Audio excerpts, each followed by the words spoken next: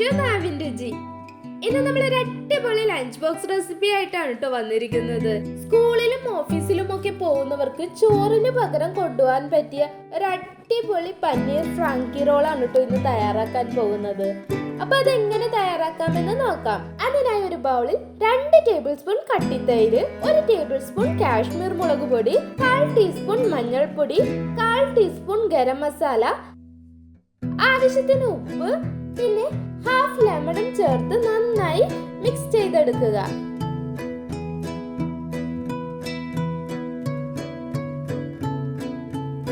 ഇനി ഇതിലേക്ക് ക്യൂബ് സൈസിൽ കട്ട് ചെയ്ത് വെച്ചിരിക്കുന്ന പനീറും ചേർത്ത് നന്നായി മിക്സ് ചെയ്ത് ഒരു 10 മിനിറ്റ് മസാല പിടിക്കാനായി വെക്കാം.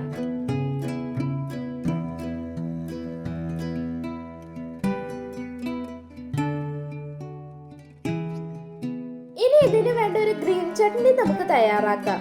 അതിനായി ഒരു മിക്സി ജാറിൽ ഒരു കൈ നിറയെ മല്ലിയില, അതേ അളവിൽ തന്നെ പുതിനയിലയും, പിന്നെ 2 അല്ലി വെളുത്തുള്ളിയും, ഒരു ചെറിയ കഷ്ണം ഇഞ്ചിയും, ഒരു പച്ചമുളകും, 1/4 ടീസ്പൂൺ ചാട്ട് മസാല, ആവശ്യത്തിന് ഉപ്പും, 1 ടേബിൾ സ്പൂൺ തൈരും ചേർത്ത് നന്നായി അരച്ചെടുക്കുക. അങ്ങനെ നമ്മളുടെ ഗ്രീൻ ചട്നി റെഡി ആയിട്ടുണ്ട്. ഇനി നമുക്ക് ഇതിലേക്ക് വേണ്ട സാലഡ് തയ്യാറാക്കാം. അതിനായി ഒരു ബൗളിൽ 1 കപ്പ് സവാള, 1 cup cabbage, 1 cup purple cabbage, 1/2 cup അളവില് ക്യാപ്സിക്കം, 1 കപ്പ് ക്യാരറ്റ്, ആവശ്യത്തിന് ഉപ്പും, 1/4 ടീസ്പൂൺ ചാട്ട് മസാലയും, 1/2 ലെമൺ പിഴിഞ്ഞതും,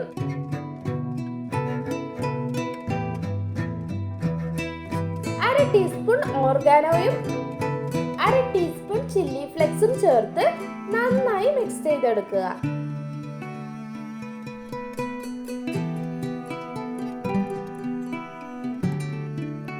ഇനി നമുക്ക് പനീർ ഒന്ന് ഫ്രൈ ചെയ്തെടുക്കാം.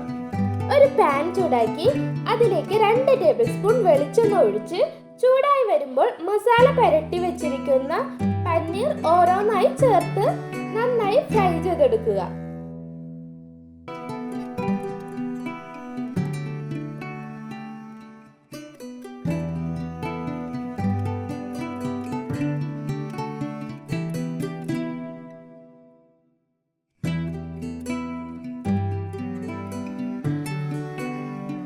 ഇപ്പൊ നമ്മളുടെ പനീർ നന്നായി ഫ്രൈ ആയിട്ട് വന്നിട്ടുണ്ട്. ഇനി ഇത് മാറ്റി വെക്കാം. ഇനി ഒരു ചപ്പാത്തി എടുത്ത് അതിലേക്ക് ഈ ഗ്രീൻ ചട്നി ഒഴിച്ച് നന്നായി പരത്തി കൊടുക്കുക.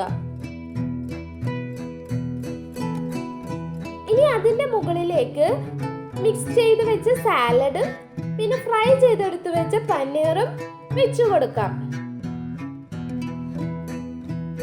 ഇനി അതിലേക്ക് കുറച്ച് ഗ്രീൻ ചട്നി നന്നായി ഒഴിച്ചു കൊടുക്കുക.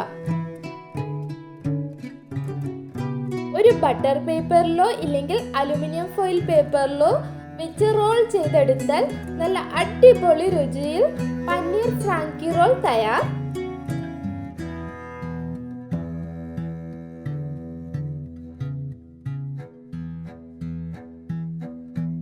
സ്കൂളിലും ഓഫീസിലും ഒക്കെ കൊണ്ടുപോകാൻ പറ്റിയ ഒരു അടിപൊളി റെസിപ്പിയാണ്. എല്ലാവരും ട്രൈ ചെയ്ത് നോക്കുക.